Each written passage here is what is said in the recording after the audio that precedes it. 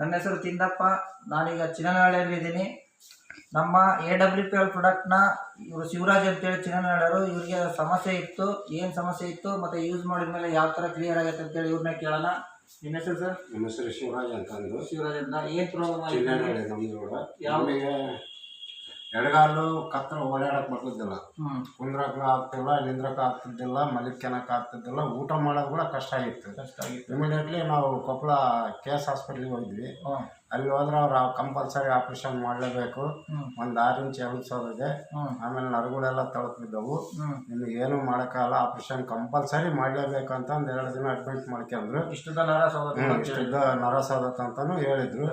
ಬೇಡ ಅಂತಂದು ನಾವು ಬೇಡ ಸುಮ್ಮನೆ ಇದೆಲ್ಲ ಪ್ರಾಬ್ಲಮ್ ಆಗತ್ತಂತಂದು ವಾಪಸ್ ಬಂದು AWPL ಪ್ರಾಡಕ್ಟ್ ತಗೊಂಡೆ. 8 ದಿನದಲ್ಲಿ ಆರಾಮಾಗಿ ಓಡಾಡ್ತಾ ಇದ್ದೀನಿ. ಬೈಕ್ ಹೊಡಿತೀನಿ, ಗಂಗಾವತಿ ಅದೆಲ್ಲ ತಿರುಗಾಡಿ ಬಂದಿದ್ದೀನಿ ಬೈಕ್ನಲ್ಲಿ. ಏನು ಪ್ರಾಬ್ಲಮ್ ಆಗಿಲ್ಲ, ಒಂದು ಕ್ಲಿಯರ್ ಆಗಿದೆ. ಒಳ್ಳೆ ರಿಸಲ್ಟು, ಒಳ್ಳೆ ಪ್ರಾಡಕ್ಟು. Okay, super.